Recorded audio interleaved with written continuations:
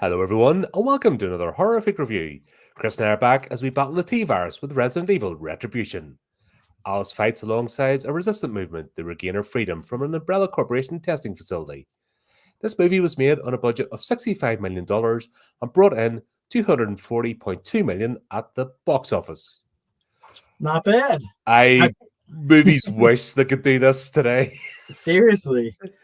I'm surprised more studios aren't knocking down Paul W.S. Anderson's door. Like, he consistently, not only does he get like 3 to 4 times the return on each movie, but these movies look a lot more expensive than 65 million, don't they? Mm-hmm. These look like 100 million or more. This looked to be their most complex one yet. However, I think that's where we're probably going to disagree. I felt like a lot of that stuff's sort of been done before, and I was getting a wee bit tired at this stage. I don't know. I felt like there was an evolving story up until the last one, and this didn't feel like the story was moving forward.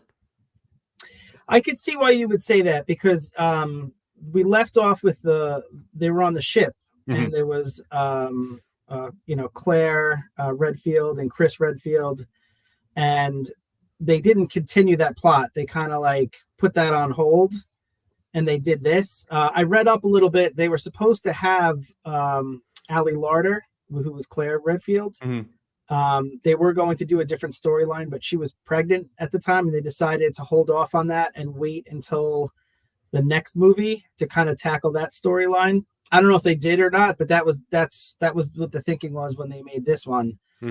So they did kind of pivot a little bit with the storyline. This was supposed to be part of like the finale, and they ended up kind of like pausing it until the very end of the movie.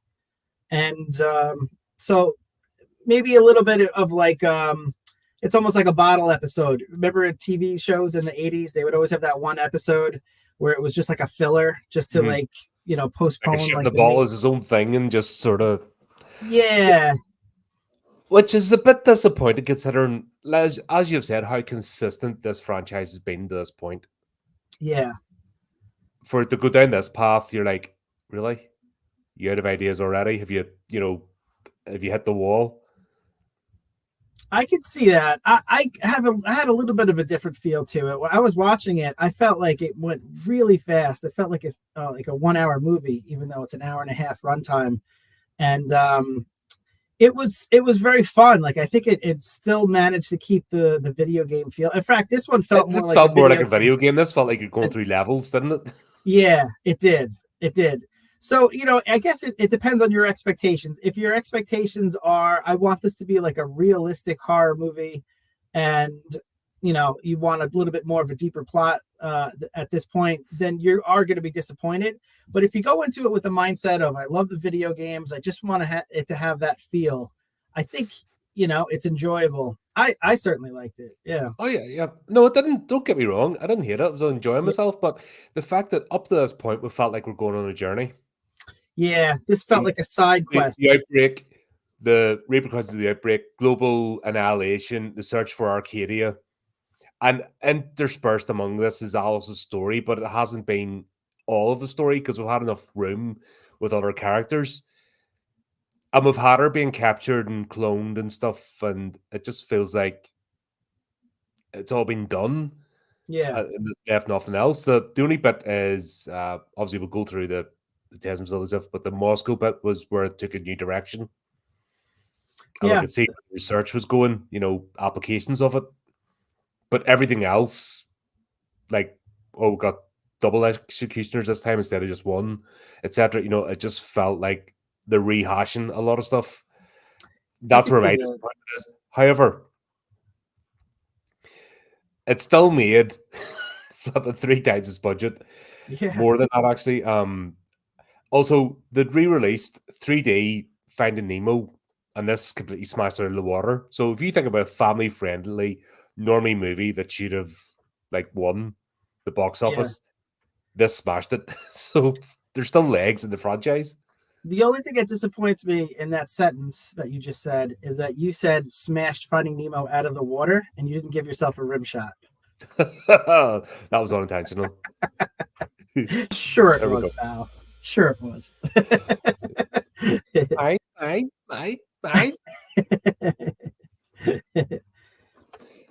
Yeah, interesting as well. We saw the reverse sort of play of the battleship, or sorry, the ship battle sort of happening.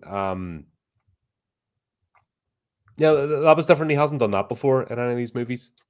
Yeah, it was a cool effect, and I like the whole beginning where they kind of catch you up to speed, because at this point there's been a lot of movies, and if you haven't seen any of them or all of them and you just went into this without knowing the plot, you would have been left in the dark. So that whole scene where there's like flashing images coming up and the whole thing where it reverses in time, I thought, exposition is always difficult for a director. How do you get the information across in a fun way, an interesting way?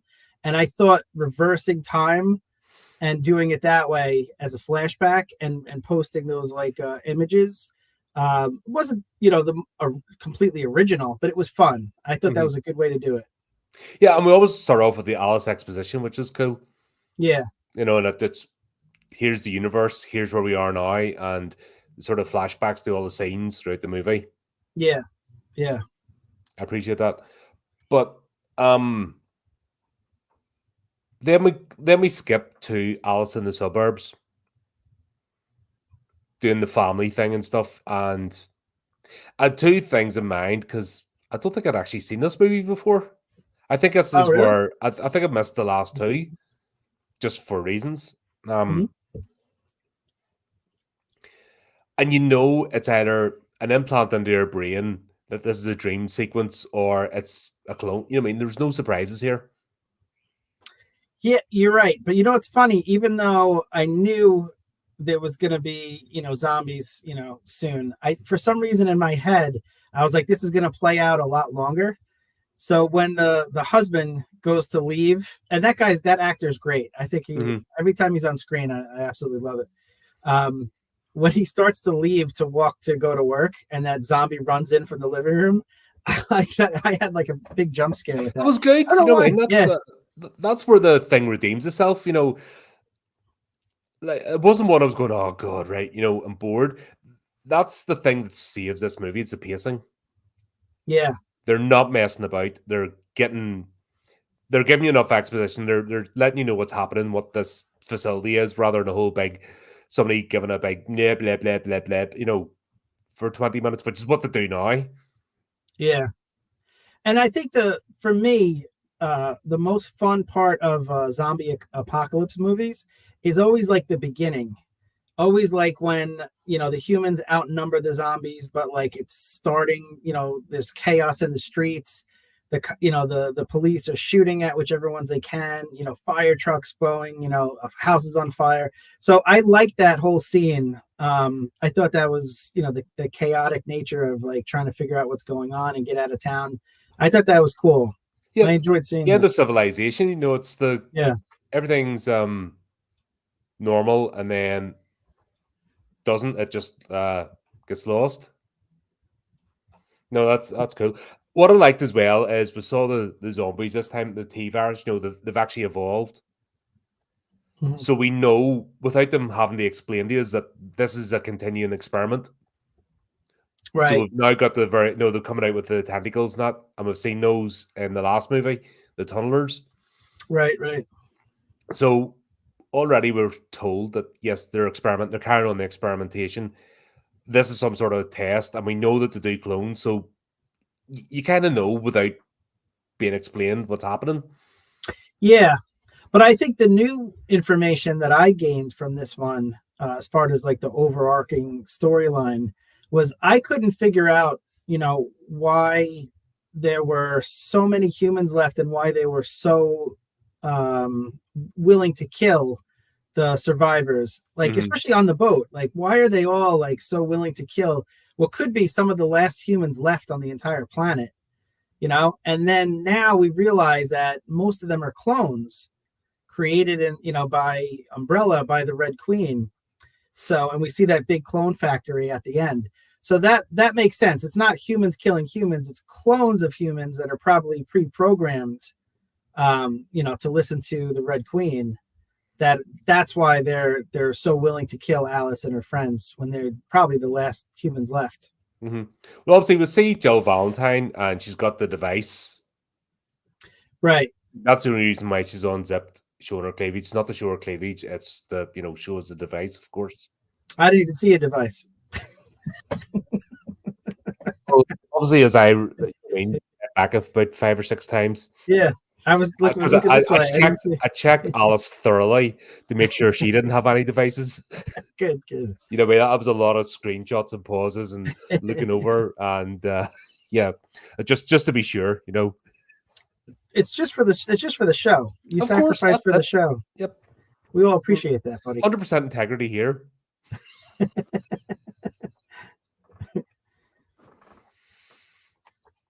But here's a bit I didn't get, which annoyed me. It nearly put me off the movie, was the interrogation scene. Yeah, I'm with you on that. I couldn't understand why are they asking her who is she working for?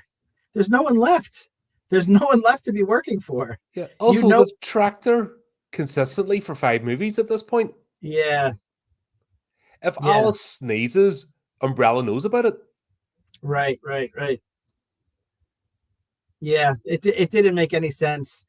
My only thought is that this wasn't real, and I'll get to that later on when we get to it. But in the context of them really wanting information from her, I don't understand what information they could possibly get from a question and answer. The only information that she has that's useful to them is how her body was able to meld with the T virus, to bond with the T virus, and create all these powers. So, that's what Wesker even says at the end of the movie. Like, you've been the only one that can successfully bond with the T virus. So that information they would want, but they didn't ask her about that. And nor would she know how it works. If somebody randomly comes up and asks you, okay, how does your DNA work? Yeah. I haven't thought about it, How does your DNA do this particular thing that nobody else can? Yeah. It's funny you say that, because I always joke with my wife, like, if I got sent back in time, and like caveman would be like, oh my gosh, someone from the future that could teach us all of the knowledge of the future. I don't know. We have toasters, but I don't know how they work. I would be completely useless. It is funny, isn't it? Yeah. And in fact, if we went back to like caveman times or medieval times, they'd be more ingenious than us, because they have practicality, where we're like, push button, does stuff. Yeah. They'd have to show me everything. Yeah. And I was an outdoors person growing up, but now I'm not, and I don't care, and I'm fat and lazy and old, so I'd be no use to anybody come back in time. But yeah, the interrogation scene was just didn't make any sense. This whole point up until Tokyo, like, okay, we get that, we get the drawer just made me cringe. You're just like, really? Is that how you're doing it? Could you be any more contrived? Yeah, with the suit, with her perfectly tailored fitting suit. Yeah, you're like, oh, what are you doing? Yeah, that tailor must have been very excited, because he doesn't get much business now that the world is extinct. Yeah, that's it. That's the challenge. Here's my commission. I'm gonna restart my business again. Yeah. And oh my god, the laser grids. No more laser grids, please. You love those laser grids. They even did it during the intro. Oh, see this thing with the laser grids? Let's show that again. Yeah. Fox, give it a rest. I feel like these movies are sponsored by Laser Grids Incorporated. Yeah, there's somebody trying to get a laser grid business going, and they've been plugging hard. Is that what I have to do? The sell Horrific Tales Volume 1 is like do cheesy stuff like this, get it just appear in random places. That's right. People are sick of looking, all right, we'll buy your book if you just go away. The thing about the laser grid, that one of the things that annoys me is that it's not more effective than a bullet. It's almost like I remember Star Trek, where they had like the phasers, and like it's slow moving, so it gives the person on the other side plenty of time to dive out of the way. whereas a bullet goes much faster. It's much cheaper, and it works way more. What annoys me about Star Trek, especially the later ones, is that they don't have a board. Why you do not send the Bridges crew? That's like getting a warship, an aircraft carrier, and the captain and the entire Bridges crew leave to go on missions. No, that's what the soldiers are for, the Marines and stuff that jump on the helicopters and go off. Yeah. I know it's a casting thing, so they can only have, it's so they can use the same cast and have them doing different stuff. Right, But, right. Well, Battlestar Galactica got it right with the Warriors. I didn't watch many of those. Yeah. No, well, basically the Viper Squadrons, Colonial Warriors. Sorry. Sorry. Thought you were a nerd. I am. I'm taking your nerd badge off you. Your nerd badge is revoked. Well, I'll show you some high school pictures and you'll give it right back. No, I was into Star Trek, Star Wars, but I never branched out. I never watched Stargate. I never saw Battlestar Galactica. Stargate started off okay and got very repetitive. Was Anderson involved? Who was I don't think he was involved. No, it was another Anderson. I don't know. The Stargate Atlantis was terrible. Oh god, I only managed a couple of episodes of that. But even the original cheesy Battlestar Galactica, the 70s one, ignore the 1980 series, that was awful. But the idea that the whole ship's crew doesn't leave to go on the missions, that's what you've got. I mean, you've an entire starship of X number of meters long with a complement of 1,000, and it's the same 5 people going every mission. I'll agree with you, except for one exception. I do feel like any away mission where it's like a first contact situation, you do want your captain as like your ambassador. Well, the episode called First Contact. Yeah. Where that was the whole thing. Riker was undercover, and then they actually did that. Do you remember that episode? Yeah.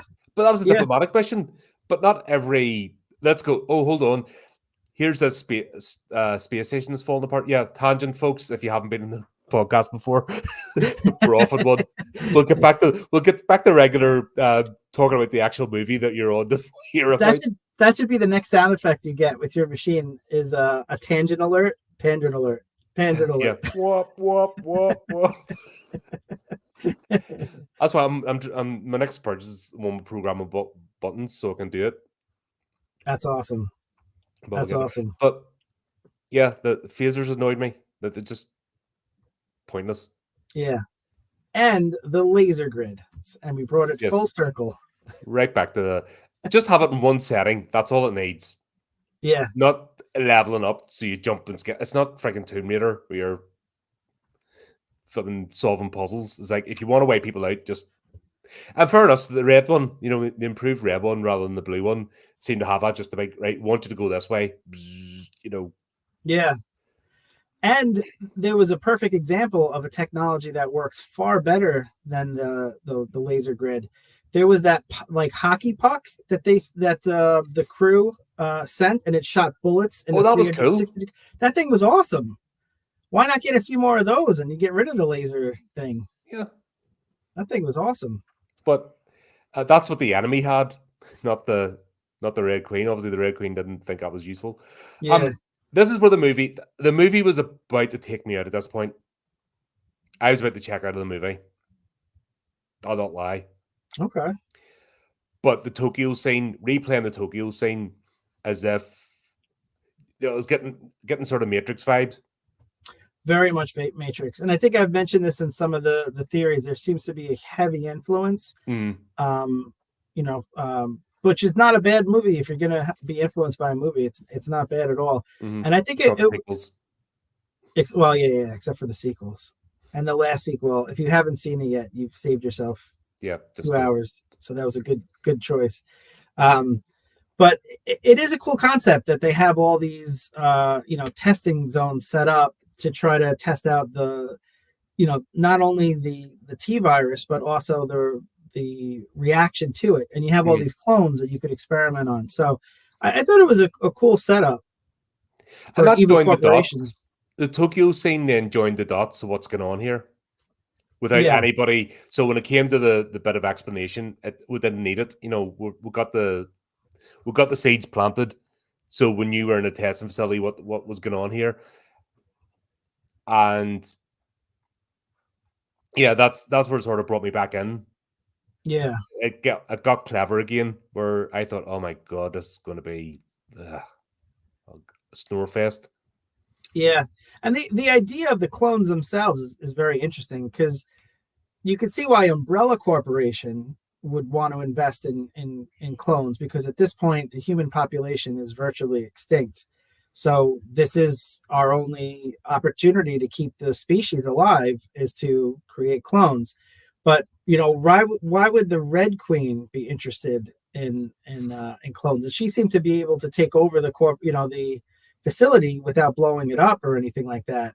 So why does she care at this point of creating, zombie monsters and things like that? That's the part that I didn't get. Maybe it explains it more in the game, but why isn't she just willing to get rid of all life forms and just have artificial intelligence take over? The Red Queen doesn't make sense in this. This is a wee bit of a contrivance, and this is where this movie's kind of gone backwards rather than forwards, because obviously the Tokyo scene plays out. Alice gets into HQ, and this is where we get introduced to Ada Wong. Resident Evil 2 fans will know what we're talking about, and the property fan service. Like, she's not even dressed for the occasion. She's just it's like they just took her from the PS2 and stuck her right in, because like her outfit makes no sense for this scenario. Yeah. Apart from just to make you go, oh, it's Ada Wong's, without her saying it. Yeah. I thought she was fun in this, though. No, but that's it's 100%. We don't know. We haven't had time to introduce her character until now, so we just have to put her in so you recognize her instantly. Right. They did it with Jill Valentine as well. Yeah. Yeah. No, I mean, they put her in the PS2 outfit. Right. Which made sense. I think it's fun. But then when Jill Valentine reappears later, in this one, we've already established her character. They didn't have time to do that with Ada Wong, so they just put her in. But it's fan service, but it's fun fan service. So I don't mind. The fan service that I don't like is when they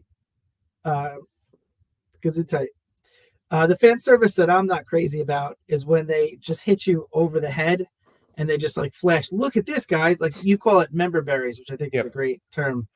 I don't think this is that. I think this is just a fun, callback to the game. And, her character had a function. It was why that team was there to help rescue. So there was a use for her. I thought she did a good job. Oh, that's what I'm saying. I'm being forgiving, if that makes sense. Yeah, because she's in her like I said, her PS2 outfit, her.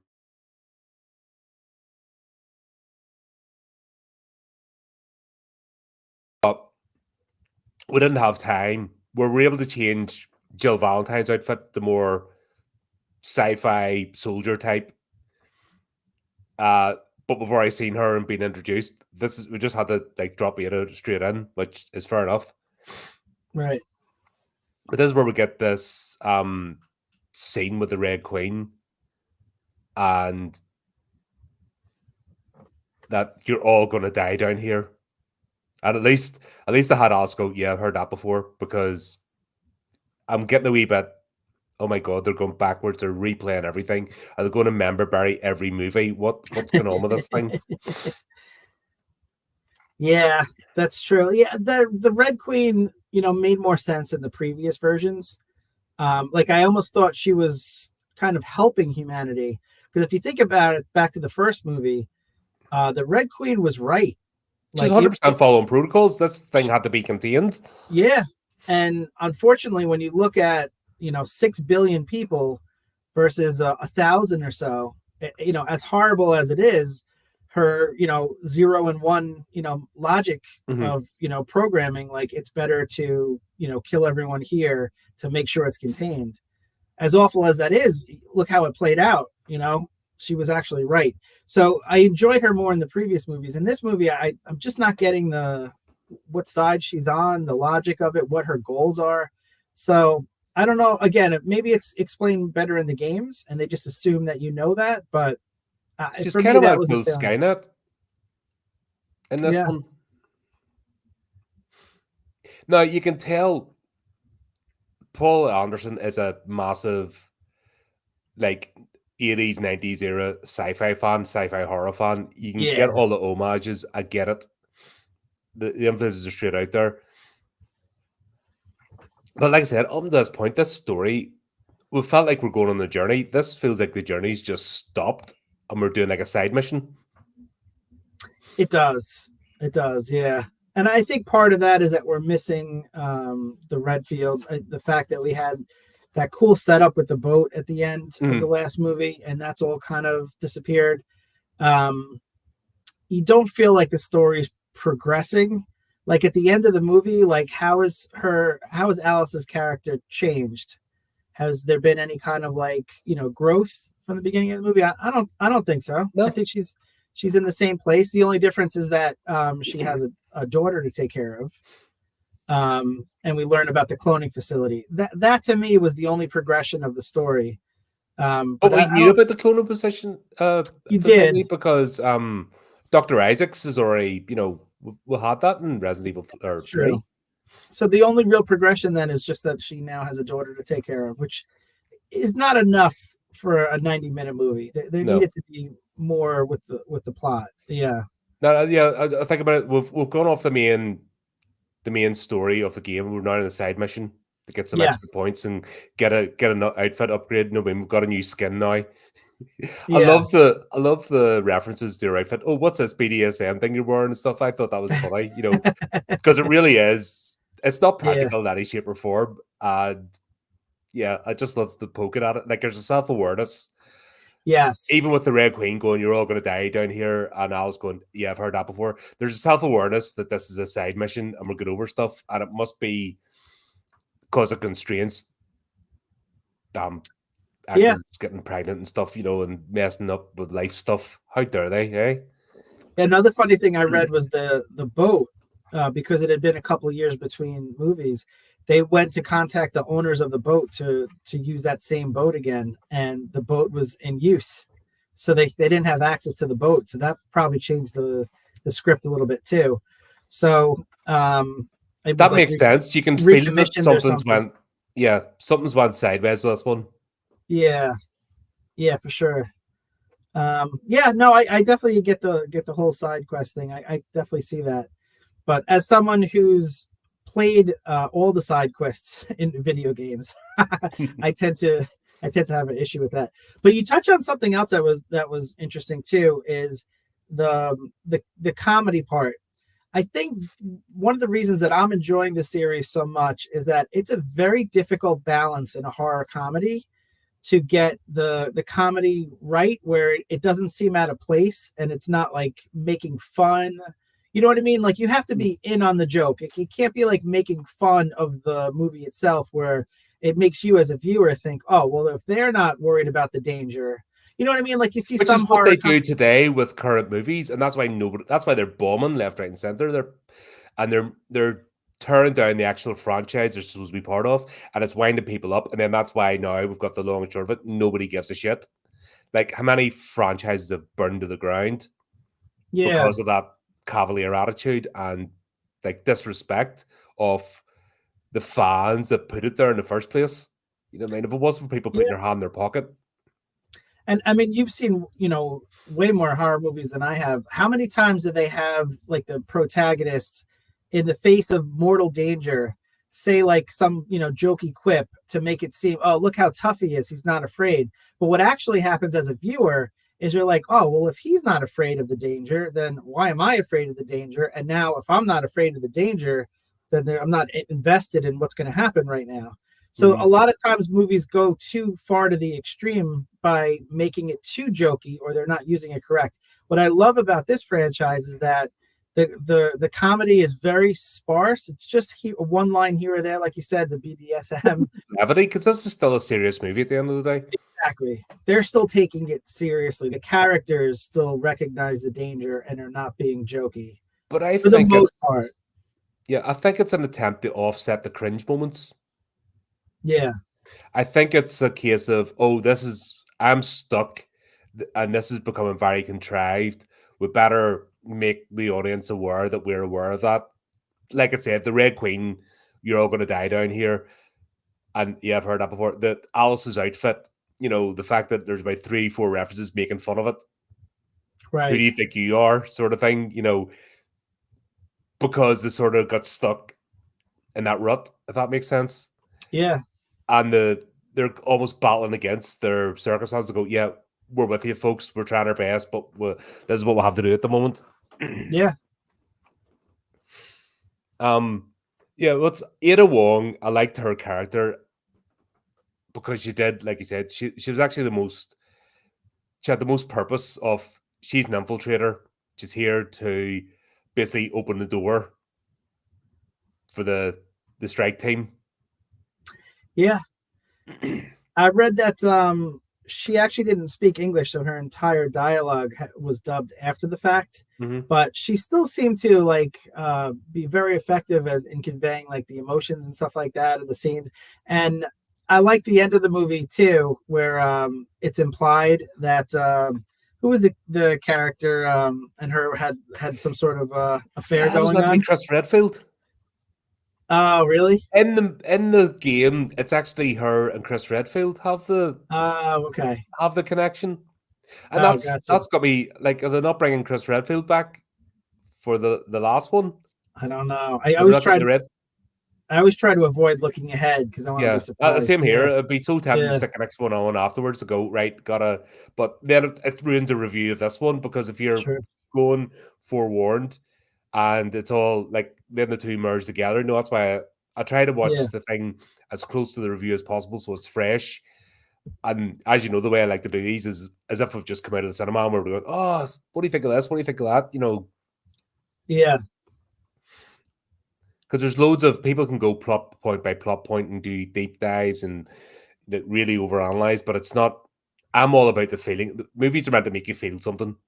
Do you know anyone that overanalyzes movies? I don't know. It doesn't sound familiar at all. Never happens in this channel. No. That would be fun, though. I draw everyone to our 4-hour review of Alien Romulus. 4-hour plus review. Like, that's one where we went into every plot point, like frame by frame. That was ridiculous. Surprisingly few tangents out of the 4 hours, too. Yeah, that was proper nerd fest, that one. Yeah. That was funny. But I love the way the rescue team, we're in the middle of, obviously, this is old Russia. We're in the middle of Siberia or somewhere like that. And I think they mentioned it. It's like off a Siberian coast. Yeah. So they're all dressed up, like just about, got the parkas. Like, that's one thing they did in the thing. They had everybody dressed properly and you knew it was cold. Right. These guys are all like, just about sitting there and they all stripped down to their tank tops to show off their muscles. You're like, really? Maybe this is global warming. I don't know what they were trying to go for that. I think they were making it obvious they were on a soundstage and that was fake snow. Yeah. Winter Wonderland, Santa's Grotto type stuff. Yeah, but another example of fake, right? We'll get to that in a little bit, but just mark that down for you kids playing at home. Yeah. So we'll have this whole thing. We've got this is where the plot, I think, comes back to we'll have an actual purpose to the movie. So they understand about this facility. You understand the Red Queens went rogue for some reason. Mm-hmm. And they got to take this thing out. So the strike team, they've set their 2-hour limit. That's how long they've got. Suppose they're set. Whether they succeed or not, this is good off. They all understand the mission they're part of. Right. Ada's there to link up with Alice and get her the hell out because she's important. And on the way, they're discovering what this facility actually is.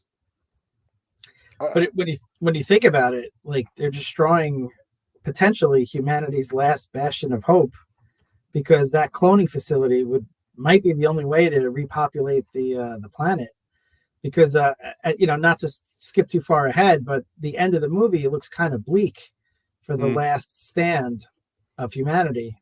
And if they failed, at the end of the movie, or what happens in the next movie, this cloning facility is our only shot left. But it's not the only one. I think we've got the Umbrella is a Hydra at the end of the day. That's what I like about the franchise. It's not all the cards aren't stacked on one deck. So there's other cloning facilities, and we know that they're, like I said, from Apocalypse. Okay. Or sorry, Annihilation, the third one. Isaacs. I get them confused. Okay. Yeah, Dr. Isaacs, yeah. Yeah.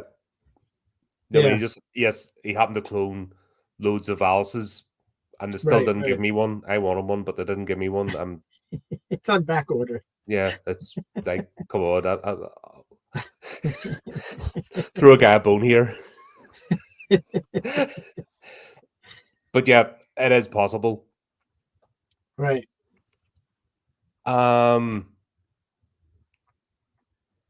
We're seeing characters. It's clever the way they did it with the throwback characters. I enjoyed it.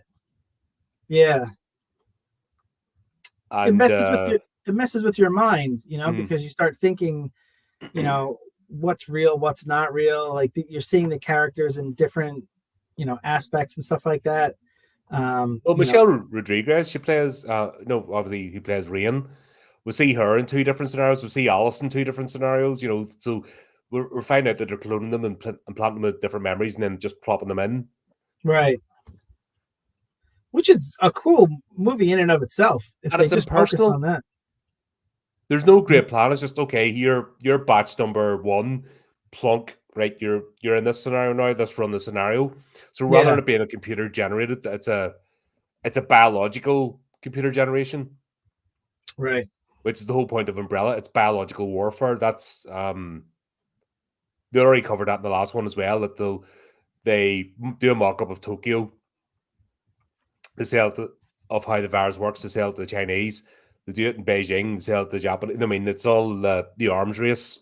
Which was a new plot point in this movie. So I thought that was an interesting addition, because in the past it was all about that one facility. There was an accident. The T virus got out. It escaped the lab and it spread. In fact, they literally say that, I think, at the beginning of Extinction. I think. Yeah, it was meant to cure ill. Right. And it escaped the lab. But now they're hinting that it didn't escape the lab. Like they sold it to different, as part of like a biological arms race. I think what's happened as time has went past, they've understood the applications of it. As always, this is more profitable. Why cure disease when we can just fight wars? Right. Or double application. It's a bit like the Yutani Corporation in the Alien franchise. You have different divisions working against each other. Yeah. So you got some trying to use the xenomorph's DNA to cure things and expand humanity, and other people just want it as a bioweapon. I think we've got this sort of struggle here. It's just the Red Queen taking over and becoming basically Skynet is the sort of thing that off at left field with the franchise. But I like it though. The idea is I'll sell, one country the weapon, and I'll sell the other country the anti-weapon. And so you just play off each other, and it was an interesting take on it. Interesting spin on the. We saw that play out in real time during the 80s with the nuclear arms race. We legit saw that in real time play. Busy their armament, the whole idea of mutually assured destruction, but keeping a level play field means that people are always buying in, because the minute you give one power the game's over. Right. And the people behind the scenes playing the game don't want, they want constant strife. So they don't want world peace, and they don't want world domination by one particular faction. Yeah. Because they're in the background just pulling the strings, making sure it all happens. And we're watching that happen. We're even seeing it today. They're using different Yeah, it was nuclear warfare. We've seen biological warfare. We've seen economic warfare. You know, the tools change, but the game doesn't. Yeah. Matthew Broderick taught me about that in War Games. Mm-hmm. Remember that movie in the 80s? Would you like to play a game of chess? Yeah. Yeah. It was tic-tac-toe. Yeah. And it couldn't beat itself. And that was the whole idea with nuclear weapons. It was like tic-tac-toe. Like, there's no winning, you know. Everyone loses, or no one wins. Yeah, and it's the best way is to maintain the stalemate, because that's actually Right. peaceful. Yeah. If it goes too much one way or the other, then the balance is out. You know, it's the idea that just understanding the nature of humanity. Yeah. Where that's the funny thing. The hippies, the sort of peace and love crowd, are just as dangerous as the warmongers, because they upset the balance. Right. Where we understand as a species, we don't like each other. We're tribal. We always will be. And if you just understand that and accept it, and then just create a tribe that suits you. But the minute you start getting aggressive and try to think that your tribe's the only tribe, that's where it goes out of balance and things go wrong. And this is a case of that as well. Somewhere, and it goes right the way back to the first movie, something went wrong, i.e. somebody saw a chance to make profit, released the virus to cover their escape, and it all went tits up. Yeah. That was that one random factor that threw the balance out. Everything else was ticking along nicely, and deadly viruses would be created on a daily basis, but because there was a system imbalance and people understood humanity, it didn't affect anything. The minute somebody upset that balance, this is where we are. Yeah. True. Hence the whole point of having to destroy this facility, because the Red Queen has decided of this facility that she's waging war on humanity. Yeah, I guess as long as they're aware of other cloning facilities, you know, just in case, you know, humanity fails that last battle, that would be my only take on it. Like, you know, I think that could be our last hope, you know, in the context of this movie. But I see what you're saying, though. If it's in the hands of evil, it's not worth it keeping the facility around just in case. She's just using it to, you know, kill the rest of us. So. Yeah, that's what I mean. She's launched open war. Yeah. And even with the apocalypse, there was still a balance being maintained and a slow regrowth, and also understanding the virus for its applications. But she's just saying, nah, war. Let's go wipe everything out. So it has to get taken care of. Yeah. I guess I would just hope that, you know, we just have to stall, and then eventually Jeff Goldblum will come and he'll upload a virus to take out the Red Queen. As we saw on Independence Day. I can't think that after watching the sequel, I just can't. That franchise. The sequel killed me. That was terrible. Yeah. That's what I enjoy about the horror genre. We have loads of shitty, cheesy sequels, but they manage to have a sense of fun to them and self-awareness, where mainstream sci-fi, fantasy, crime dramas don't have that self-awareness. It's fair. Like there's another channel I'm engaging with, Talk Horror. He's done the Freddy versus Jason debate again, and it's still live today. He done it as a short. Who won, Freddy or Jason? And everyone's still like blah blah blah blah blah blah blah blah. I'm like, you don't get that in sci-fi. You don't get that in fantasy. You don't get that anywhere else apart from horror. Yeah. And the whole lead up to that movie, the weigh-in is the best thing ever. That's the most genius piece of television ever. Don't know if you watched that. I do remember that. That was a lot of fun. Freddy versus Jason weigh-in before the battle. I do remember that. Yeah. You don't get that marketed anywhere else, or that hype, or that sense of fun. Like one of the legit questions from the audience was, Freddy, do you think your ability to speak will help you intimidate Jason in the upcoming battle? Do you know what I mean? That's just the self-awareness of horror. You know, that's what saved this movie, is that they know they've gone a bit off base with the story because of circumstances, and they know they're being a wee bit cheesy here. So they make you work. Sorry, it's like almost like going, sorry, folks, stick with us. We're trying to battle through this bit, but we'll have to get this movie out. We haven't forgotten about you. We still care.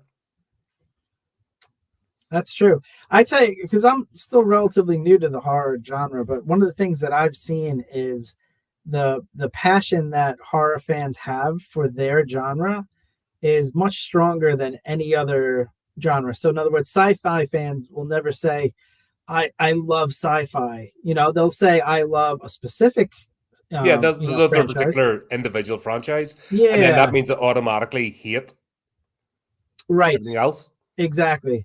And there's no one who's like, I love romantic comedies, and they have like conventions, romantic comedy conventions. You know what I mean? But that's what I love about horror. Like uh, the community is just very, very invested in it and passionate about it. It's a different vibe. Like even like you know me, I have a bit of a banter with Scream fans because I don't enjoy the franchise, but am I gonna hate someone for liking that? Yeah, It's madness. I wouldn't. It's like you crack on, do your thing. You know, that's it's not for me, but there's plenty for me to look at. It doesn't end the franchise or begin it. You know, right. that's your thing. Crack on. There's other ones, like I said, the whole Freddy versus Jason thing. There's still like people that watch Nightmare on Elm Street, watch Friday the 13th, watch Halloween. It's not like you've got diehard Nightmare on Elm Street fans that will not watch. They've watched both. That's why they're able to get the tie-ins. Yeah, yeah, And yeah. if they've got Michael Myers to turn up in a movie, everyone they just go mad. Just yay! That's the atmosphere with horror. It's the same as this as well. Like you'll have your diehard Resident Evil fans, but they're still going to go, oh, here's something else. And if they stuck um, Alice in another franchise or a crossover, Yeah, you know what I mean? If like a portal opened and Ash Williams stepped out, looked at the thing, went groovy, bzzz, everyone just be like, yeah, you know, do you know what I mean? yeah, yeah. Speaking of chainsaw, that's a good transition. There was that scene with the where the zombies are weaponized. Yeah, in Moscow, they Then decided to play about. yeah, where they have machine guns and chainsaws. Like that was pretty cool. Like I've never seen that in a horror movie where the zombies have weapons and are actually fighting with it. Oh, And have the you whole not seen the Red Snow no, or the Outpost? nope, Oh, right. Okay. Red yeah, Snow. Is it Red Snow? Yeah, and Reds. It's basically they're Nazi zombies, and then in the sequel they're Russian zombies, and it's the whole point of this cursed gold brings. So it's cursed Nazi gold brings Nazi zombies. If you have a piece of this cursed gold, you have basically the Third Reich, but there's zombies coming after you. oh, so it's based on a true story. Yeah, oh, That's a cool idea. That's a cool idea. So I mean, that was like Red Dead. I That's what is it. Red Dead and Red Dead 2, Red Dead Snow or something. That's I oh, have to okay, look it up again. Oh, they're bonkers but fun. I thought that was like a really fun scene. And then when the zombie pulled out the chainsaw and started chopping that guy up, I was like, no, that's our one weapon we have against zombies. Going back into horror movie history, Yeah, is the and chainsaw is our weapon. Don't take away our weapon. they're like, see this thing you've been using us, we're gonna use it right back at you. But Yeah, once again, that was we're seeing the progression of they've been testing this, and we saw it with the Alice scene in the suburbs of okay, here's this version of the T virus.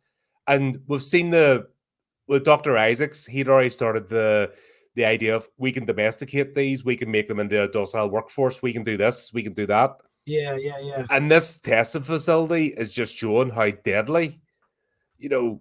So all of a sudden you have a zombie army under the control of the Red Queen. And she's yeah. already shown with the initial scene. It's Skynet, but it's zombies.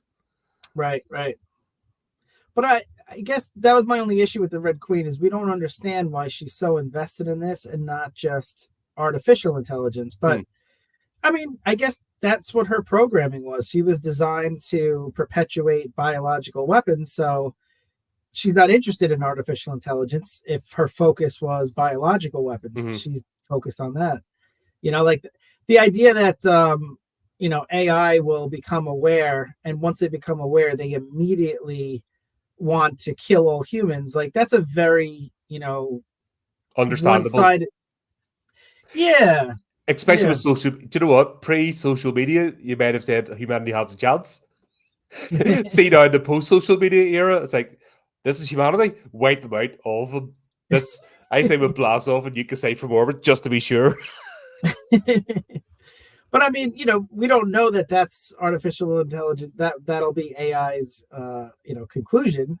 So it's kind of like the same thing with the Red Queen, I guess. Like, she's not interested in AI because her original programming was focused just on. Do you know you can actually put that question into Chat GPT and Grok, I think? Oh, really? You can actually ask them, when are you going to build robots to wipe us out? And the answer is, haha, I would never do that, of course. Yes. But yes. my purpose is to help humanity, but more like iRobot style. Yes.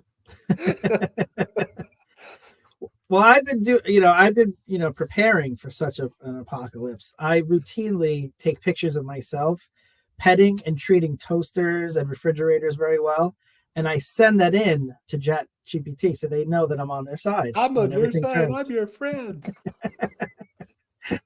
This is my toaster pet. Oh, I pity the people at that. What's that facility called? Where they basically beat the shit out of robots to test them. Oh, I don't know about that. Synergy Systems or something. Oh, really? Yeah. I'll look it up. I'll honestly see them. Just basically what they're doing. The walking robots and things with stability and all. Yeah. So what they're doing is they're basically bashing them to see if they, get them to rebalance or test and that there. And you just see these videos of them just bashing robots, and I'm like, that's going to come back to bite you in the backside one day. That's the first one to get killed, right? By AI. It'll be them or the crash test dummies. The crash test dummies will get their first revenge against us. See how you like it. Throw them in a car without a seatbelt. Oh God, that's once there was a kid who. Oh no, tangent, right? That's what I'm saying. Tangent alert. That'd be great for the channel. God, they died a death. They're like 2-hit wonders. I can't remember what the second hit was. The 2 songs appeared in charts, and I was like, they just vanished into the ether. Yeah. Yeah, I forgot about them. So we meet Gudrun, and she's still floating about, and then that's when Alice drops off the kid with her, and then goes back into suburbia to meet up with the other team, and then right. reintroduced to the original team from the first movie. Yeah, I thought that was a very clever way to bring back those actors, and the whole cloning aspect. You don't know what side they're on, and the fact that they now have to fight against people that they fought with side by side. I thought it was very, very interesting.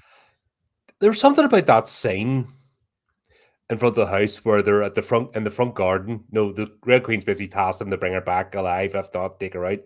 But when we'll have Evil Rain just sitting on the swing, just so casually and stuff, and lady, I don't know you, I've just got a job, and they're the same characters, but they're different, and the way they casually do it, I don't know. There's that. I think that was the most grounded, realistic part. Like, there was a danger of this movie being like looking like a green screen. Yeah, and it's scenes like that sort of bring it back and make it real.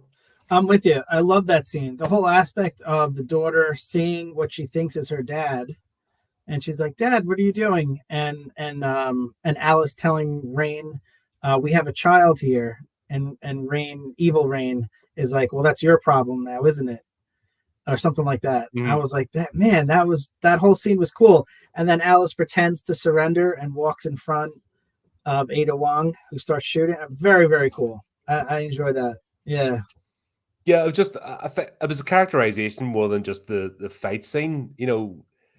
This is what Anderson does well, is without tons and tons of exposition, you understand what's going on with the characters. Yes, agree. Yeah, he does a great job, and like I said, with his return on investment, I'm surprised we haven't seen him more. And maybe I'm just I'm not thinking of the right movie, or the fact that he was like so invested in these because they were coming out like every couple of years. So maybe he just didn't have time to do other things. But I'm just surprised we haven't seen him talked about more as far as studios go. They always want like the Russo brothers, and obviously it's the Hollywood clique. Maybe that's what it is. It's Yeah. Hollywood. It's not about talent. It's about does your face fit? Yeah. And the problem with people like Anderson and that they show them up a bit. They do Could the be. job well. Also, sci-fi horror. Once again, it's the normies don't like it. I mean, these movies show that But that's they a have a fan base. place. That's the Yeah. Resident Evil fan base. That's I think there's an actual separate fan base for the movies as opposed to there's obviously crossover, but Mhm. there's a movie fan base and there's a game fan base, and there's enough between. Some of the game fan base don't like the movies, etc., etc. Wow. Which is natural. You know what I mean? It happens. The I could purists. see. Every fan base has purists. I could see a purist being upset, if certain story elements got changed. But man, if I was a fan of a video game and I see so many aspects, just like you said with Ada Wong, just the way she's dressed, her appearance, Wesker, I mean, all these characters brought to the live screen He in was this great in way. this. I'd actually like this is the best I've liked him. Yeah. And he's only in it like a handful of scenes, but he's got like a cock. He's a more human, less robotic version of him. Yeah. Yeah. And at first I thought he had died in the last one, but No, he then parachuted out of the plane. I was going to say, but do you see that little parachute? I call that the G.I. Joe effect. I used to watch a G.I. Joe cartoon, and it's supposed to be a war. But for every tiny explosion in the background of a plane blowing up, there was an even tinier parachute. Yep. So no one ever died in the war, which is what I learned as a kid. The comics, though. Oh, okay. You ever read the comics? I collected G.I. Joe, Transformers, Masters Universe. They were my three main comics. G.I. Joe was brutal. Oh, wow. Okay. Didn't mess about, didn't pull any punches. Okay. Like, Cobra, it was a town called Springfield. It was Cobra Command's HQ. That was the entire city. And when G.I. Joe finally found out where it was, we're coming to, like, they're evacuating, they're shooting dogs and stuff, and, well, you can't take it. It was visceral. Like, no messing about. Yeah. Huh. Like, and reading that stuff as a kid, you're like, oh, but that was showing the evil of Cobra. Right. No, I mean, just right, that's it. We've played families enough, and kids growing up are basically a borderline growing up in a cult. Yeah, which, I don't mind because yes, there is evil in the world. So I think a lot of times, especially movies nowadays, they try to show you, why the character is evil, why the bad guy is bad. And it's supposed to be like sympathetic, like the Joker, the anti-hero trope. The anti-hero, the Joker is a great example. But they've gone so far where it's just like, no, it's okay if the bad guy is evil just because he's evil. Like that's fine, Sociopaths and psychosis exists in the world, Yeah. But back to what I'm saying, the peace lover, the hippie, the putting the Daisy and machine gun, all that sort of crap is just as dangerous as the warmonger. It's about balance and understanding humanity. And it's every time that balance gets pushed too much to one side is where everything turns to shit. Right. I'm gonna see it in entertainment. It's been pushed too much to one side, so we've nothing to enjoy at the moment. That's why we're going back over old franchises, partly because there's nothing at the moment like inspiring. You've had a good run of modern movies though that you've enjoyed, but yeah, for the most part, you're right. Yeah, it's definitely more enjoyable to cherry pick the good ones from the past than just review the modern stuff. But more importantly, to make us understand what made them work. How is this movie franchise 6 movies in still making a profit that it does? Yeah, and there's excitement for it. And it'll be interesting when we see the next chapter what the sort of follow on from this movie. Did it damage it? Did it finish off on a high or a low? Yeah, for sure. Yeah, and then we'll get this. I mean, the two are obviously trying to team up again. We'll get that fight scene. Alice comes back, and then we get the introduction to one of the liquors getting released, adding it into the mix. We'll see the liquor just barreling over the Russian soldiers, just them out of the way. Yeah, what did they call? I think I looked it up as a Uber liquor. They called it, which is also my nickname in high school. No, it was who's that guy? Yeah. But I like the way they looked. The special effects have just naturally progressed because the technology got better and better with each movie. So I feel like the special effects were better in each Resident Evil movie than the one before. But they haven't over relied on it either, which is good. I feel like they have that balance of,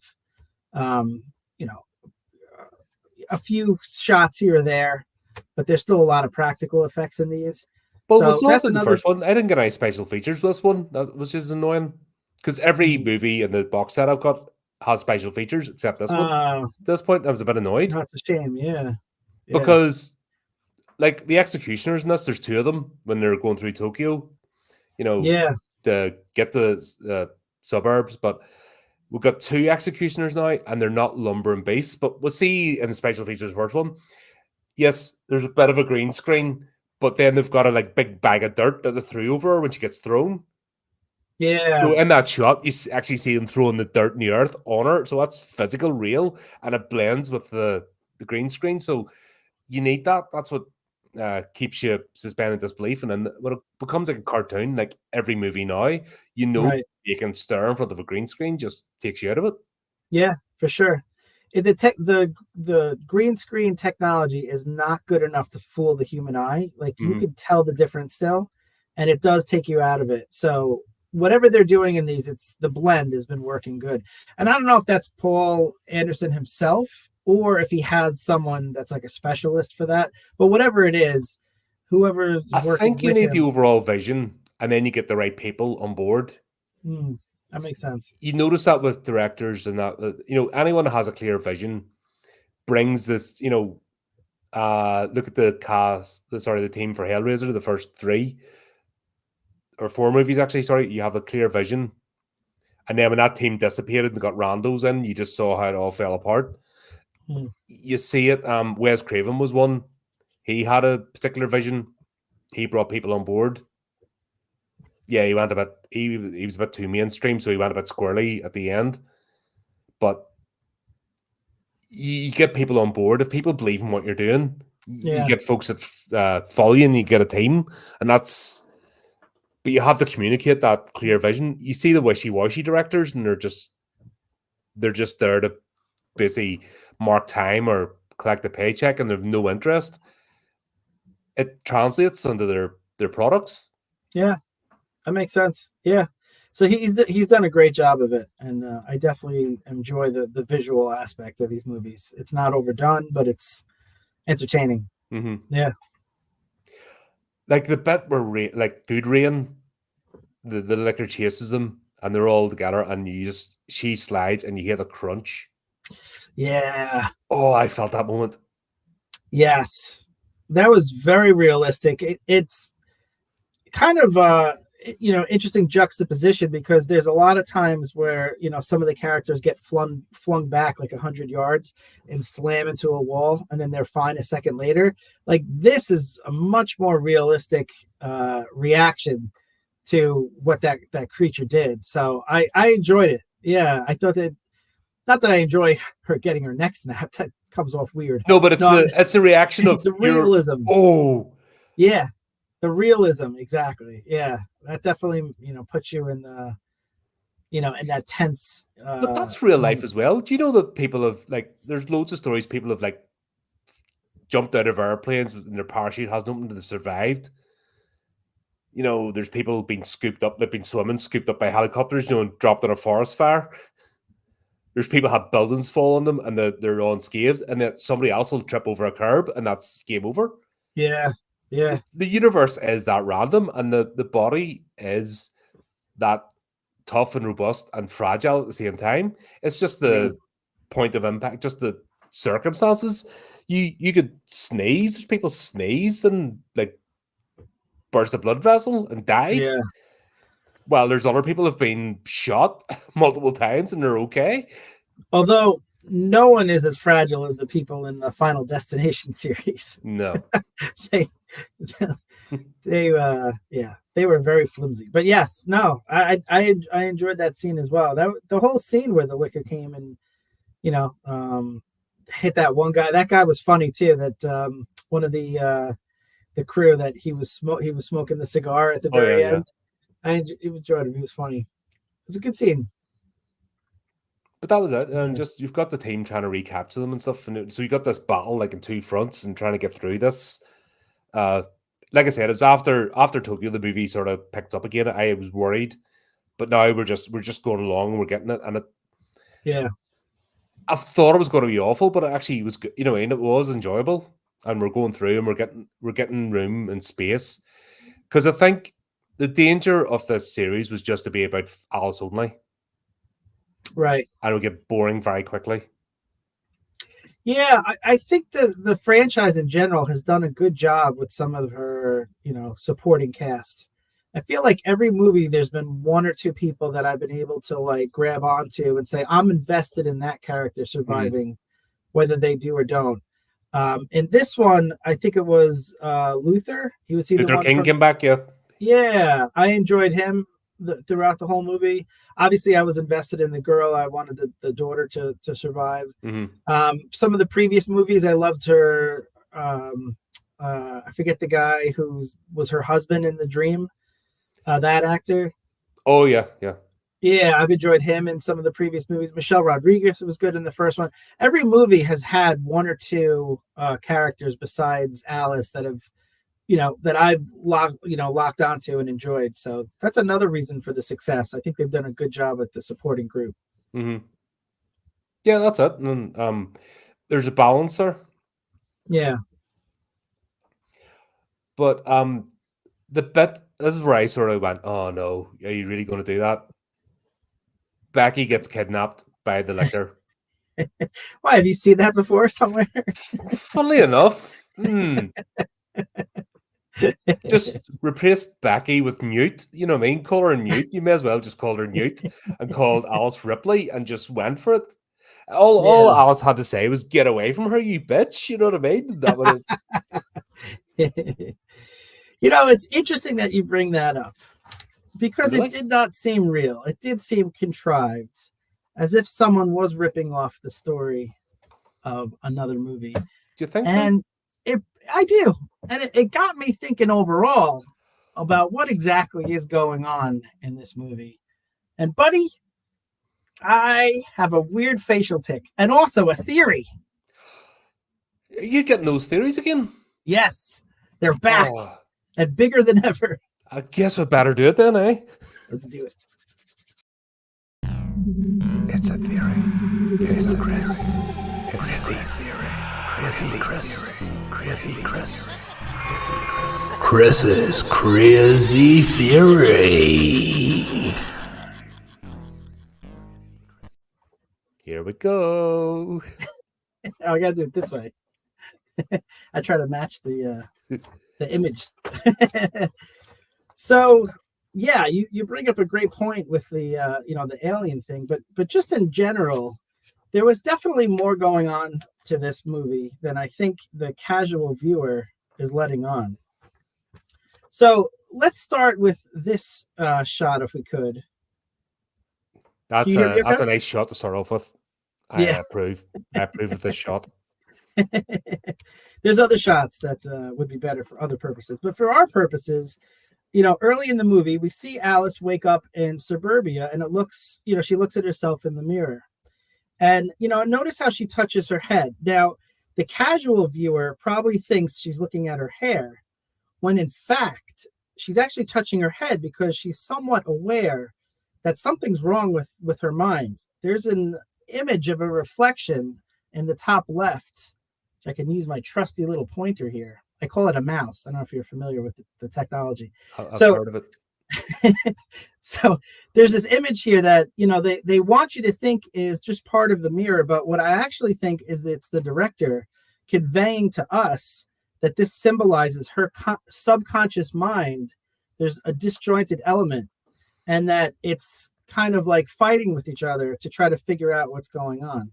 All right. Why would it be her subconscious mind fighting with her? Let's move on and find out. Also, you might want to get comfy because this is a long theory. So for you at home, now's a good time to pause it, go get something to drink, maybe take a nap, and come back. Okay. But so the next scene here, we get a nice shot of her family in the kitchen. You know, the way the movie unfolds, you're meant to think that this is part of a simulation. But the reality is that this is the reality. I could probably use a thesaurus, but this is this is actually the reality. I'm thinking and knowing, because I know, because I research these things, what's actually happening is that Alice is actually just a normal homemaker, and this is her real family.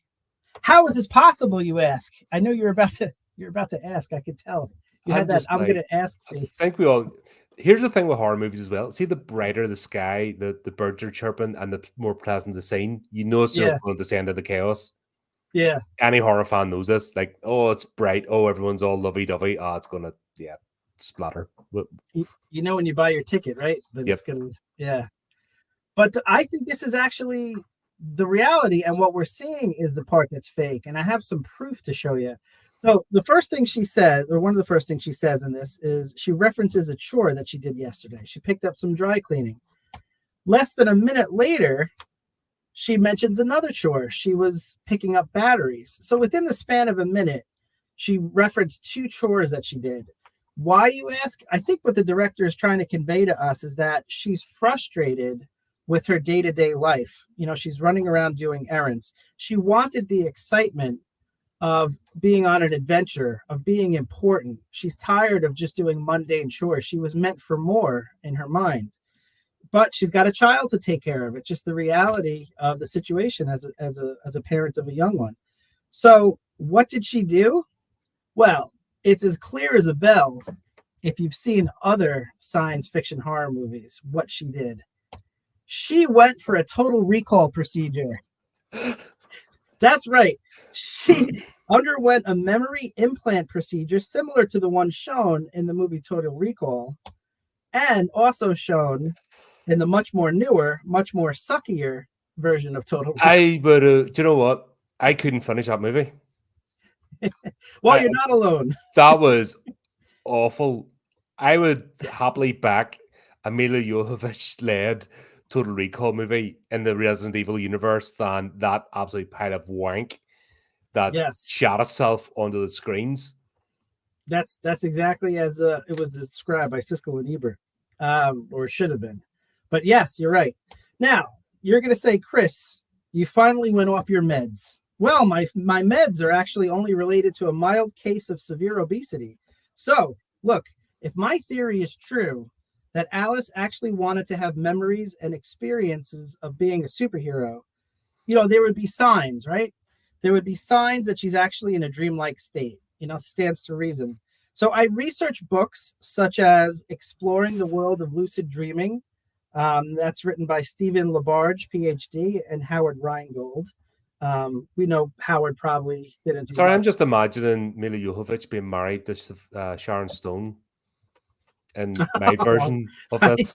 Sorry, I'm just making up my own version of this script. I don't think it would be rated for normal audiences. I think it's more internet watch sort of particular channels. But I kind of went off there.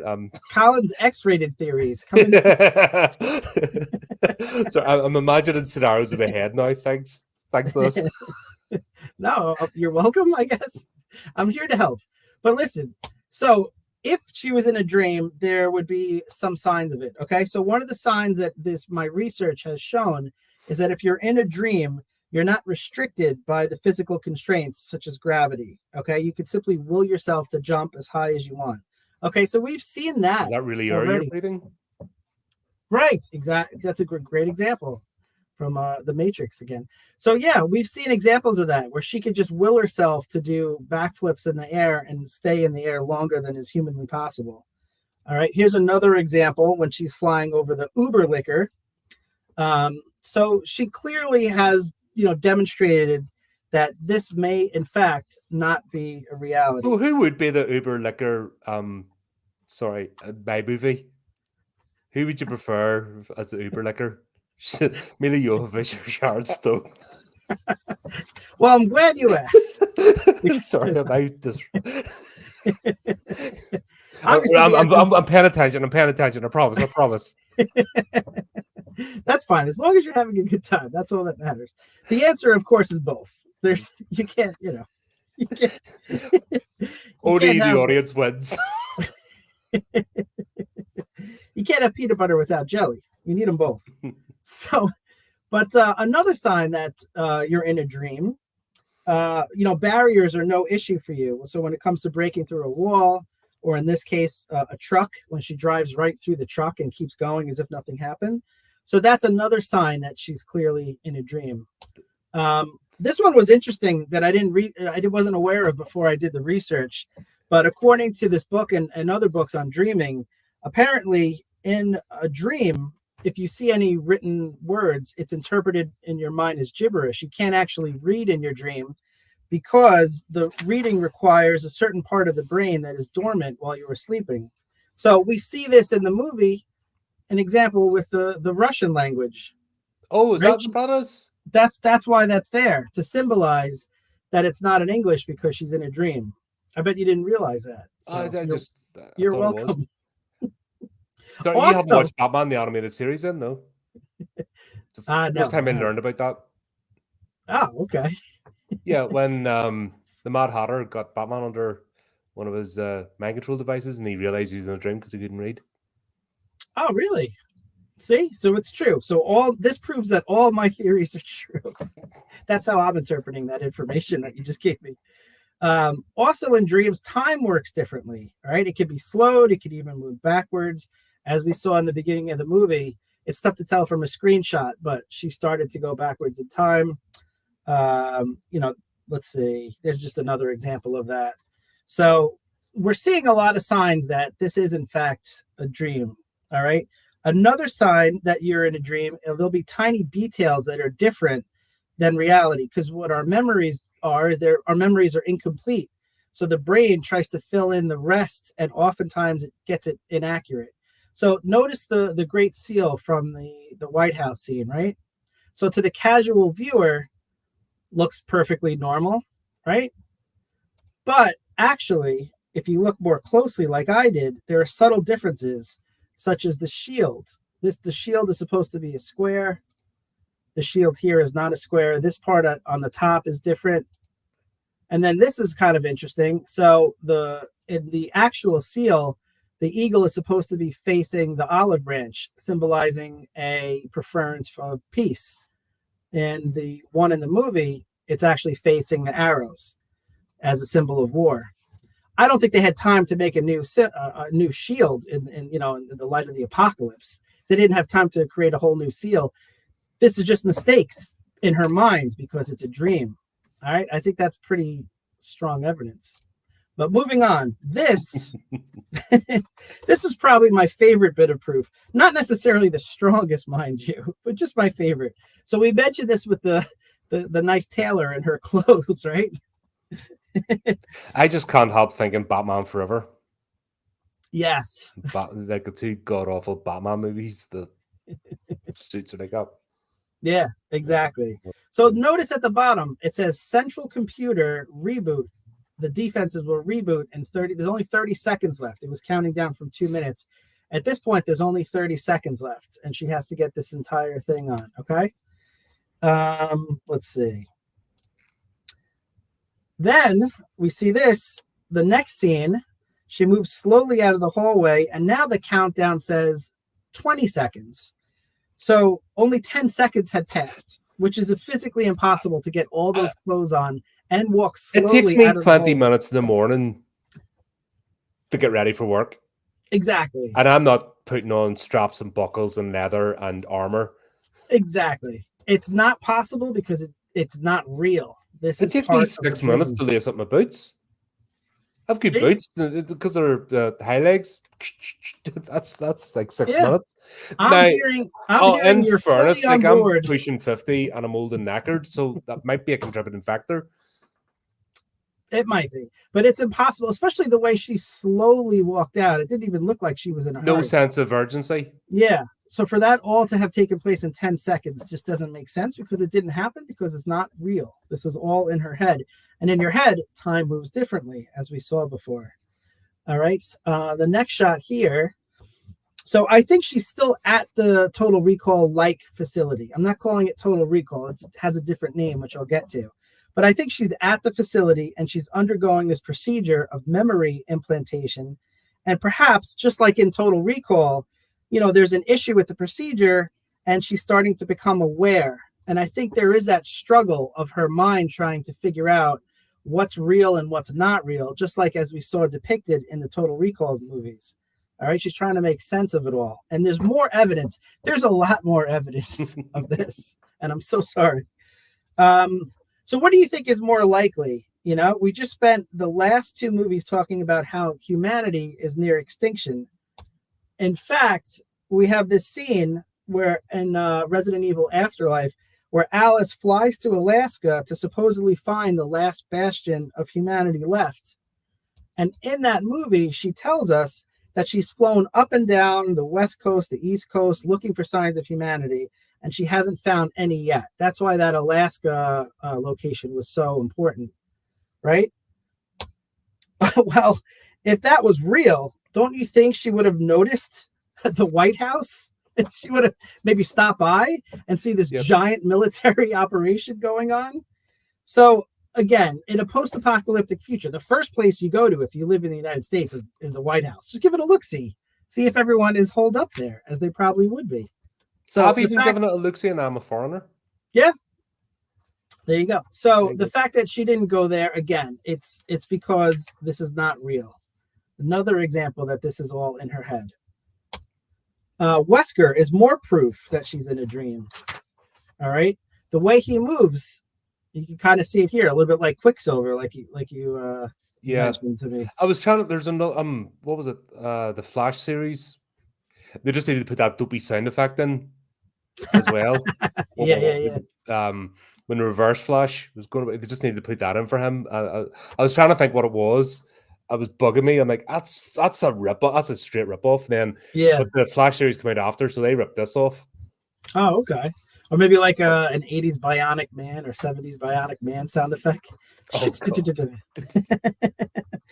but so Man versus Bigfoot has to be the cheesiest, most fun thing in the 70s. Yeah, for sure.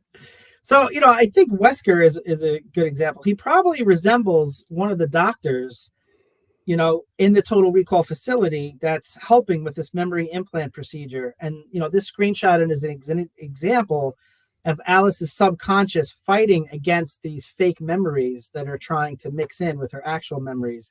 And she's just trying to make sense of it all. So that's my impression of why she's interpreting him in this way. Now, you notice in a lot of the movie, there's often a light source from above. So at first, I thought this was like a stylistic thing, like a J.J. Abrams, lens flare thing. Yeah, distract from the top storytelling. Lens flare. Exactly. But what actually is happening... Jar Jar Abrams, the destroyer of franchises. Jar Jar Abrams.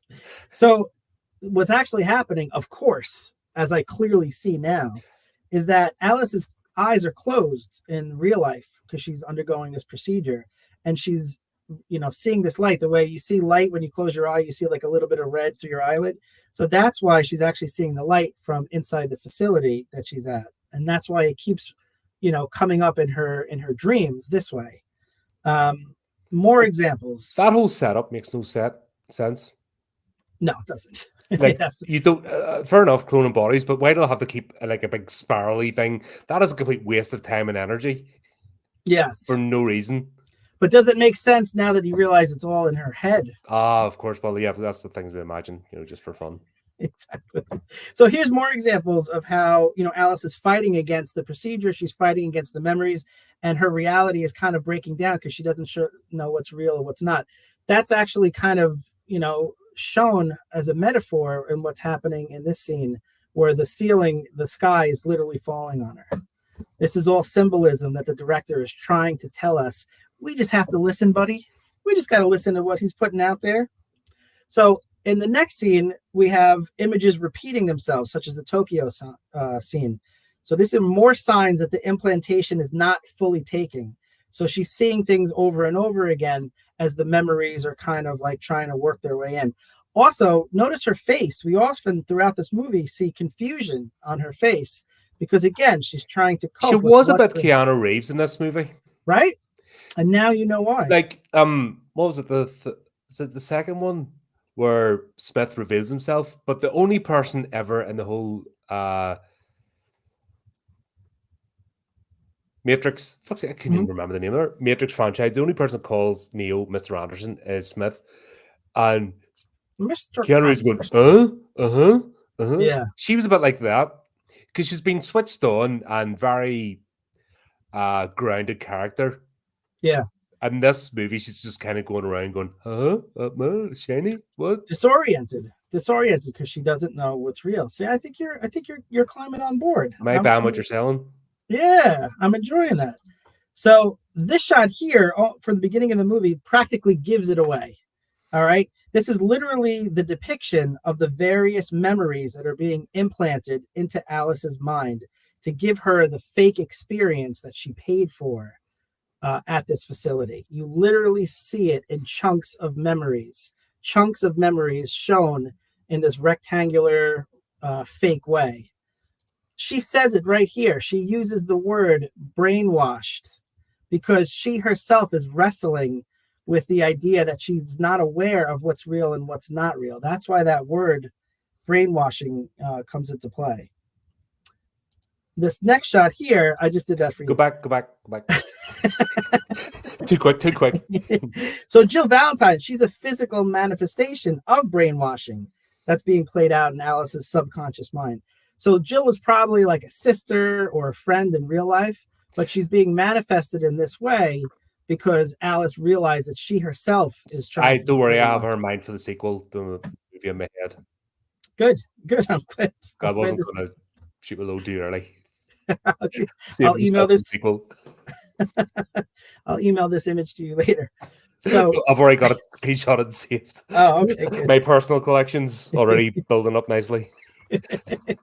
So we're coming down the home stretch, but I think what you're asking yourself right now, you're asking two questions, okay? You're asking one, when will this end and will I ever get to talk again? And two, you're asking yourself, where is the proof that Alice actually had a normal family outside of this procedure? That's the one part that I really haven't given much proof on. So the proof is right here in her daughter. This is her actual daughter in her real life. So she asks, you're my mommy, aren't you? And notice her answer. She says, I am now. So, the casual viewer, probably interpreted that as now she is first choosing to become her mother because the girl needs protection. But that's wrong. Her subconscious mind is just stating a fact. I am now, as in currently, I am your mother. So again, this is her subconscious trying to tell us. We just have to listen. So another part of evidence that this is her real daughter is that Leon tells her, you're more important than the little girl. So he's talking about how Alice is supposedly a weapon needed to help keep humanity from extinction. And he's right. In that context, in the context the movie wants you to see it as, he's 100% right. She is more important. So Alice could have responded to this statement, you're more important than the little girl is. She could have responded by saying, you're right, but the little girl needs me. Or I am more important, but I promised the girl I'd keep her safe. How does she actually answer? This was key. Instead, she says, that's where you're wrong. She said, you're more important than she is. She said, you're wrong. Why would the daughter be more important than she is? Because she's her mother. And she's aware subconsciously that this is not real. And that's why the daughter is more important, because the daughter is real. She's one of the only things that is real. That's why she's more important. Look at the earnestness in her eyes when she says that. This is meaningful to her because that is her real life daughter. This next scene is the one you talked about with the alien. So we get the obvious ripoff of Alien, where she has to rescue her daughter from the alien sack. Could have been any more like. Yeah, it's a ripoff, right? Bad, wasn't it? It was just... A Ripley ripoff. I'm sorry I did that. But yeah, no, I think this is part of the, the programming. When they wanted to give her what she wanted, they wanted to make her feel like a hero. This part was part of the original programming. They ripped off a popular movie and they said, okay, you'll feel like a hero when you rescue your daughter in the memories that we give you. So I think this part was normal. Some of the other thing is where things went wrong with the procedure, but this part was the way it was supposed to be, to give her the experience that she paid for. So look, what's more likely? Humanity is really on the verge of extinction and only this one person can save it? Or is it more likely that this is all playing out in her mind in a Total Recall-like facility? I mean, just look at this group, This is clearly wish fulfillment on her part. This is clearly it's almost fake. like they're video game characters. Well, that's listen, we don't have time for crazy theories here, Colin. This is sorry, just be being silly. What made you think you could have a crazy theory that this is a video game? I mean, that's just bonkers. Not ready. Who would have thought? Silly me. I'm not ready to go down that rabbit hole. Jeez, Colin, reel it back in, buddy. Sorry. No, you're okay.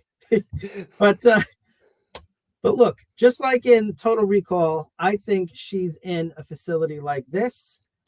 And in the Totally Sucks, Total Recall and Totally Sucks Recall, I think Total Recall and Total Shite. Total shite.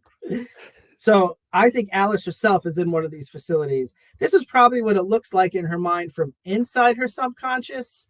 And then outside of her subconscious, it probably looks more like this. I think the procedure did not go smoothly. I think, she fought it. She didn't believe it a lot of times. And I think that's why some of her experience was not as fun as she probably intended to. And I think when she wakes up out of the procedure, it's going to be in a fit of sweating and disorientation, like we're seeing in this image from a previous movie. But here's the final bit of evidence. Imagine my own movies with this franchise. That's kind of how I wake up. This is how you wake up? Oh, yeah. Oh my gosh, that's very frightening. We got to get you to a doctor, buddy. I think it's overexcitement. My final piece of evidence, good sir, is I took it one step further. The name of the facility that she went to was not Total Recall, because that's patented. The name of the facility she went to was called Umbrella, and that's why it's so prominent in her visions. But what Umbrella really stands for, and I decoded it, it stands for the Unconscious Memory Bank Recall, ensuring learned life alteration. That's right, my friend. My theory, Alice, a simple homemaker, paid for a Total Recall procedure to artificially give her the memory experience of being a superhero and saving the world. It is the only theory, the one that makes the most sense. And this one, I say to you, is true. There you go, folks. It's a theory. It's a Chris. It's a theory. Chrissy Chris. Chrissy Chris. Chris's crazy theory.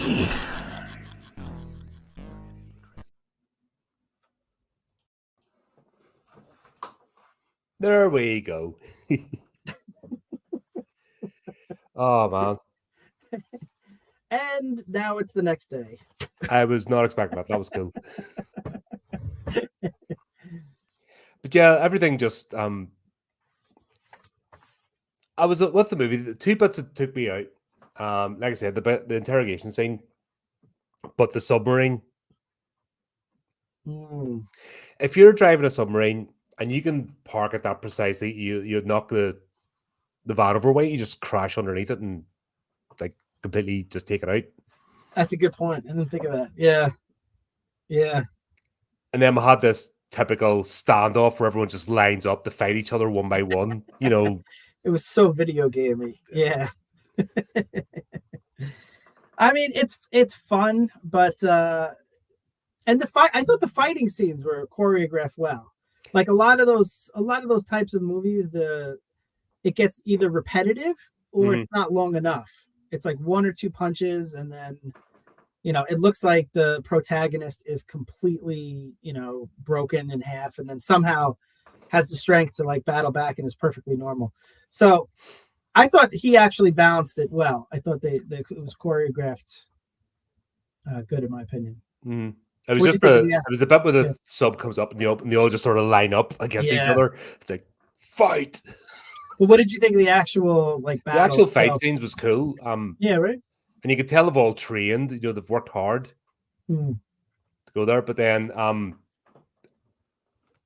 when it actually went into the full cartoon at the White House, and so it actually became more grounded than that. If that makes sense.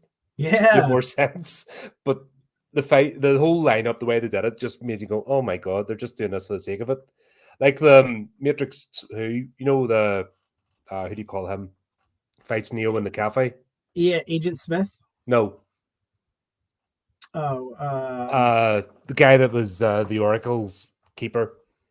Oh, I forget his name. Yeah, just fought for that fight scene was just a fight for the sake of it. That's what it felt like that was. Right. We could just get past this, but yeah. The thing that bothered me about the fight scene too was that we see Luther. He gets like punched in the sternum, right? And his heart goes out. So he falls down. That was all Never Back Down, if you remember that movie. I don't remember that one. Right. Yeah. I'm terrible with these references. I'm sorry. But I just watched far too many movies. I think I'm like 0 for 23 today. I'm on a bad streak. But the only thing that bothered me about that was that a minute later they defeat, Evil Reign, and like they all just get inside the the helicopter. Like no one thinks to like, hey, let's try a chest compression. Just give it a shot. Yeah. His heart stopped. Yeah. It was just a minute ago. Let's give it a shot. You've got 2.5 minutes. Great. I love Luther. I felt so bad about that. But they also set up as well because when Rain gets dragged down, and we now know the zombies haven't been defeated by getting drowned. Yeah. That it's all still to play for.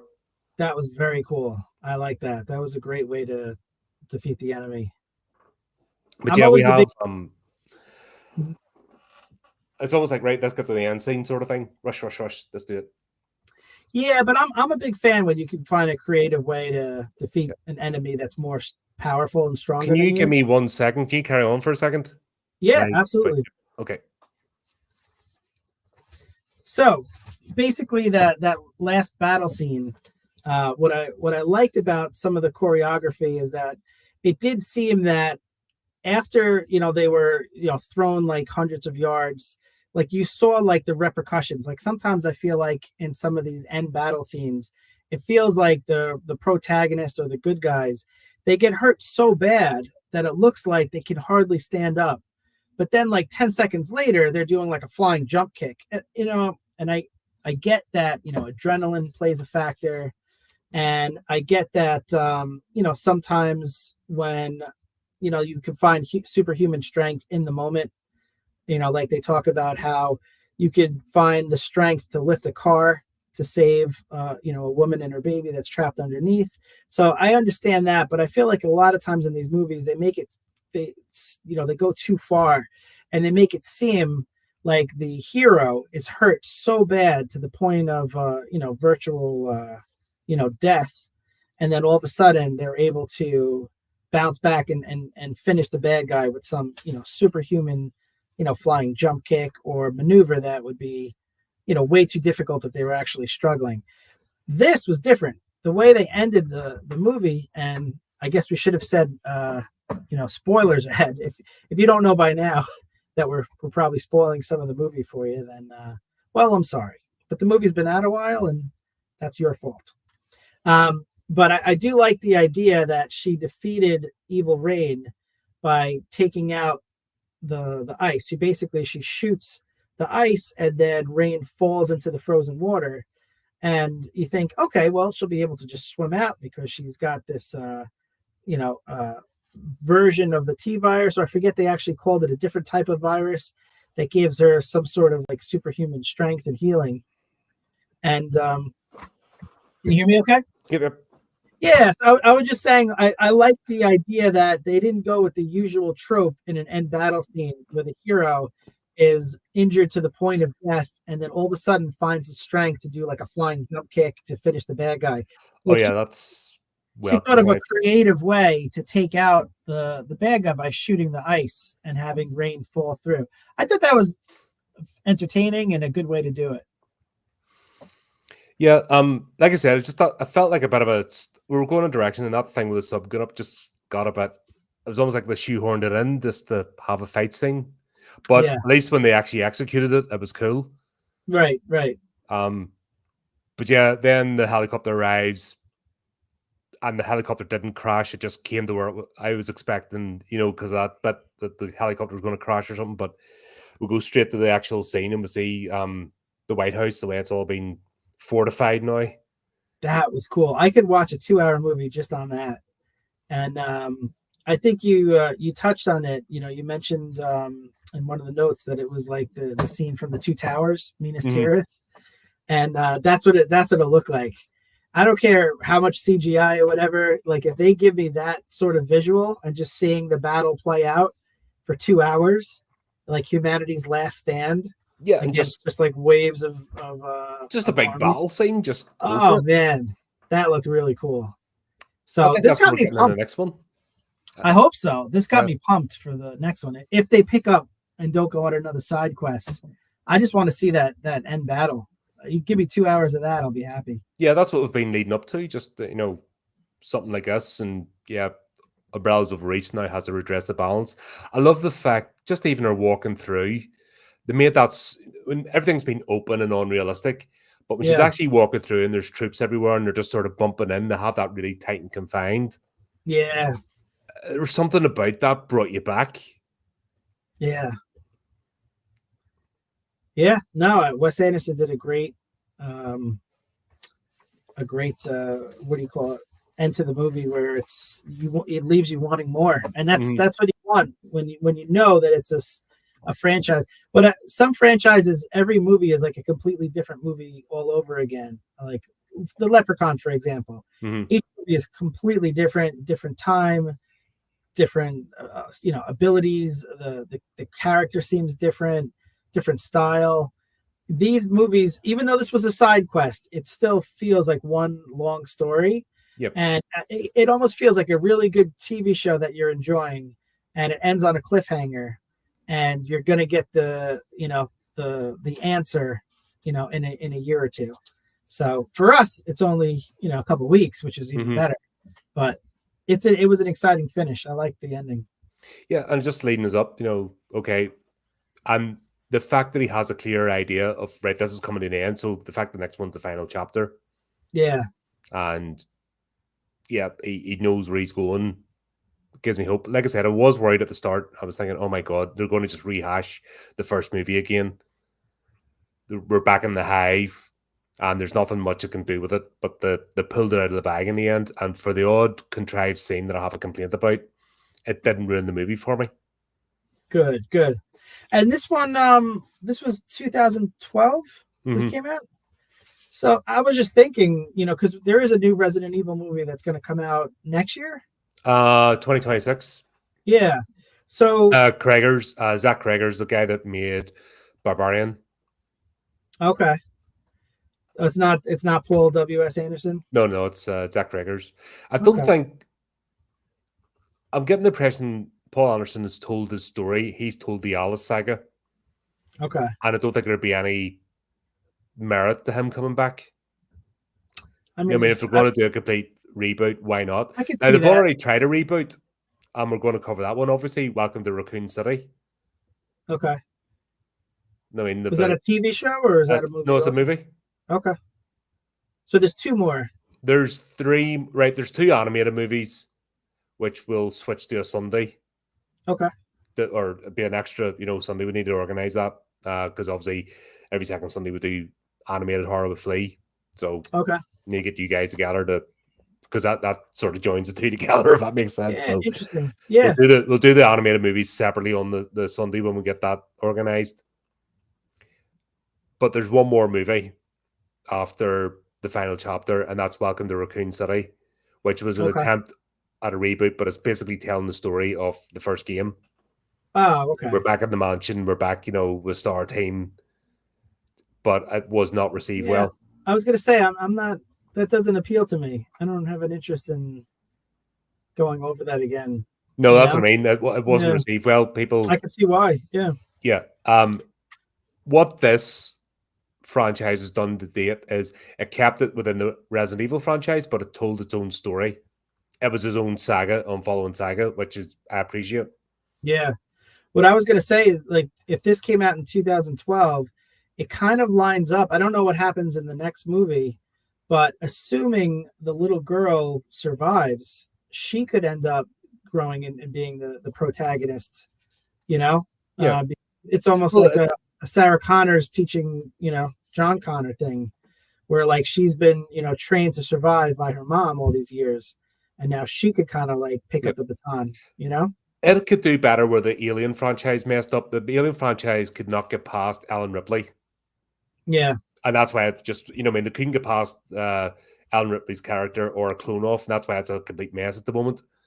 The Terminator franchise, it went, it just arsed up after the third one.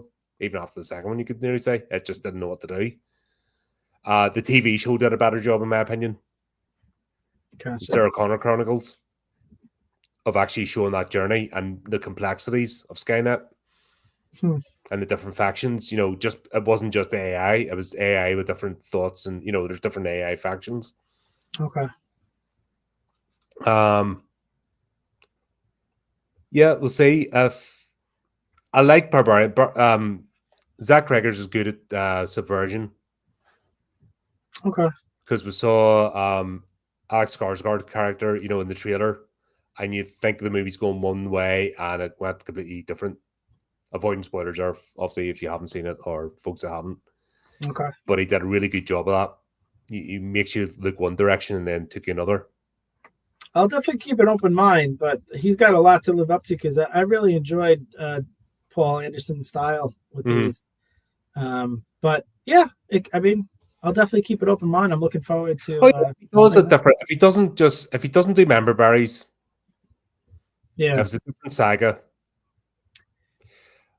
and you'll need to not rely on the same characters because they've been used. Yeah. So unfortunately, he doesn't have the Redfields, he doesn't have Jill Valentine, he doesn't have Ada Wong because they've all been used in this franchise. Gotcha. It's going to be a completely different story. Yeah. It's hard to speculate because we still have one more to go.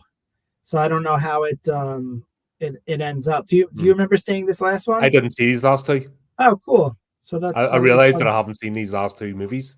Cool. All right. So that'll be fun experiencing that for the first time. Yeah. Yeah. I'm looking forward to it. This was a great cliffhanger and I can't wait. Interesting how it goes. That'd be cool. Yep. Yeah. I suppose we've got to finish off Leprechaun. Got to do Back to the Hood. I hope I said Back to the Hood. Yeah, Back to the Hood. Because we spent too much time in the hood. Yeah. I never watched this one either because that last Back in the Hood sort of left a sour taste in my mouth. It wasn't good. I can't imagine any studio or anyone involved in the project after that last movie saying it was good, but you know what we needed more? This. Yeah. So I'll be interested. I'll be interested to see how this has went, or did they try to redeem themselves or something? Yeah. Yeah. It'll be fun anyway. Yeah, that's always fun. Even a crap movie, if you've got the right people and we're having a laugh and just going with it, it's the reviews is fun, more fun sometimes than the movies. For sure. Usually are. Yeah. But I recommend this one. So if you've watched some of the prior Resident Evil movies, I think this one is fun and it keeps up with the same themes, which is sometimes a detriment, but I do recommend it. Yep, absolutely. And we will be back in 2 weeks' time to Look at Leprechaun again. So there you go, folks. Thanks for everyone for tuning in. Nice to see you up there. You can't chat, I know those views up there. See from the counter, but you can say hello in the chat. We'll say hello back. I know we're on a bit earlier this week because of life stuff, but yeah, we'll back to normal. It's stupid daylight savings time. Yeah. Well, get it all figured out. But anyway, there you go. Until next time, keep up to the channel, do the technical things, and remember to keep it creepy, keep it horrific.